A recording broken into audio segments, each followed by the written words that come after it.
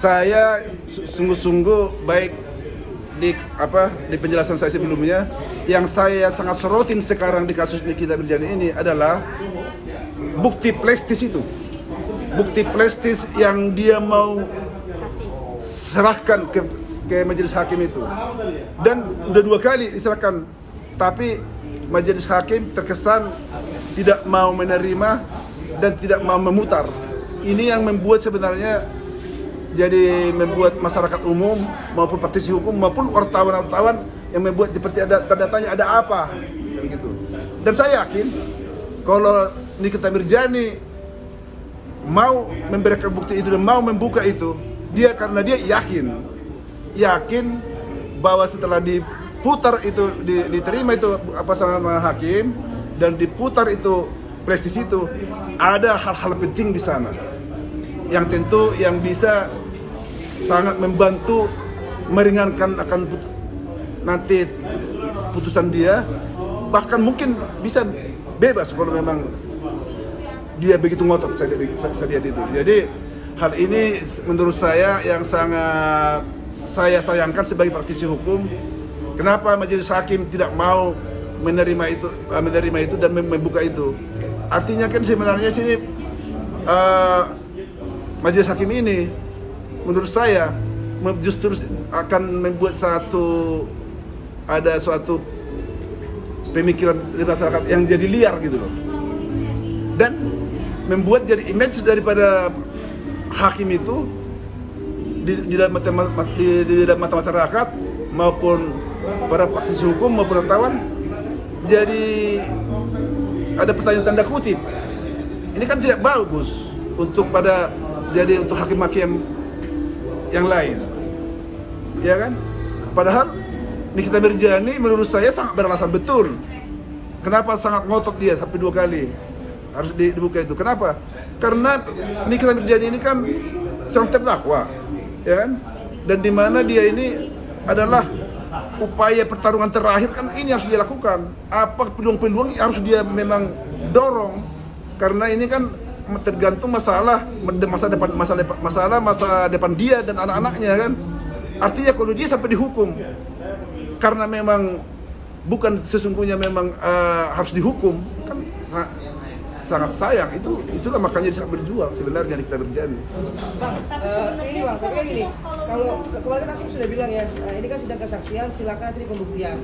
Dan pada akhirnya kalau memang ada yang tidak baik dan ada kejanggalan, silahkan dilaporkan ke instansi KPK, KAI dan segala macamnya.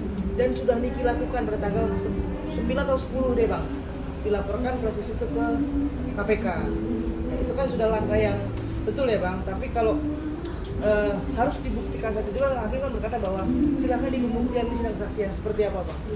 Oke, itu berarti langkah Nikita Mirzani udah tepat. Itulah yang saya sarankan begitu muncul itu. Lakukan segera laporan polisi untuk itu, laporkan itu jaksanya, laporkan itu Resak Ladies. Itu udah benar itu. Tapi kalau memang itu kan tujuannya kan untuk melakukan proses terhadap penyidikan terhadap yang diduga ada pelanggaran pidana situ.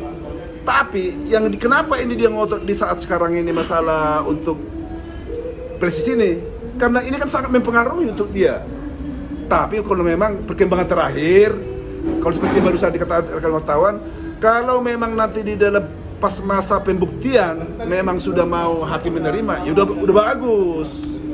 Pak, kemarin kan sempat berseteru juga antara Niki dengan JPU sampai merekam JPU merekam ya. Jadi itu etis nggak sih Bang secara hukum mungkin? Kalau pada sesuai dengan kan sebenarnya kan patokan itu kan tata tertib di dalam ruang persidangan. Di dalam ruang persidangan yang terhormat itu kan ada tata tertib, baik yang harus ditaati oleh jaksa penuntut umum, baik yang ditaati oleh para kuasa hukum, baik yang harus ditaati oleh pada hakim, baik yang harus ditaati oleh pada terdakwa, ada. Tapi kalau masalah etis enggak, kalau seorang jaksa membuat merekam misalnya si terdakwa di dalam saat sidang, menurut saya kurang etis. Kenapa? Karena fungsinya pengacara, jaksa penuntut umum, pengacara kan bukan untuk merekam. Biasanya kalau misalnya jaksa penuntut itu kan ada tim ininya, tim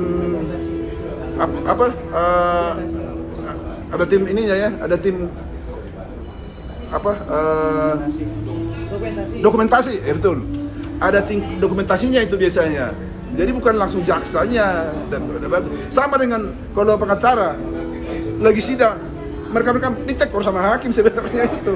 Jadi kalau kita pun sebagai kuasa hukum akan ada tim kita, dokumentasi kita untuk itu. Jadi ya kalau secara etis tidak etis, menurut saya sangat tidak etis. Dan kalau misalnya kan terjadi perdebatan ya Bang, bahkan ada bilang jaksa jelek, kalau itu jelek segala macam lah. Dan bahkan juga ada fans-fans yang ribut segala macam, Niki menunjuk dan segala macam, berteriak segala macam, itu termasuk contempt of court nggak sih Bang?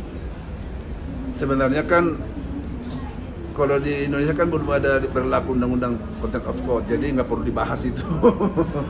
Tapi kalau sebenarnya ada yang saya soroti, saya lihat di situ ya. Saya juga kalau saya sebagai praktis hukumnya kan saya ini sangat netral dan sangat objektif.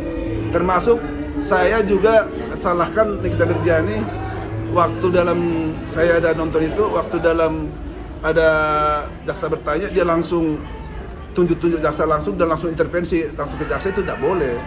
Kalau undang sesuai dengan tata tertib dari persidangan, ya kan? Makanya kan ada hakim ini kan sebagai moderator nih, wasit lah ini juri kan. Sebenarnya kalau di dalam persidangan ini ya,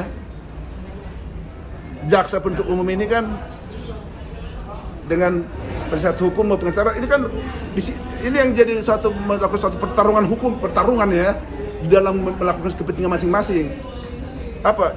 Jaksa penuntut umum itu begitu dia menerima berkas dari ini kan dari Polda dan telah meneliti, mengamati dan mereka telah menyatakan bisa unsur terpenuhi dan P21 tahap 1 dan terima P21 tahap 2, itu mereka harus, dan setelah itu mereka membuat dakwaan. Begitu mereka membuat dakwaan, mereka harus berusaha semaksimal mungkin untuk membuktikan dakwaannya. Nah, begitu juga pengacara harus berusaha semaksimal mungkin mengungkap fakta-fakta, bukan cuma yang ada di BP, tapi fakta-fakta apa yang bisa disajikan untuk mematahkan dakwaan ini, bagaimana supaya ini tidak terpenuhi unsurnya, tidak terbukti. Itu pertarungannya situ. Oke, makasih banyak Abang.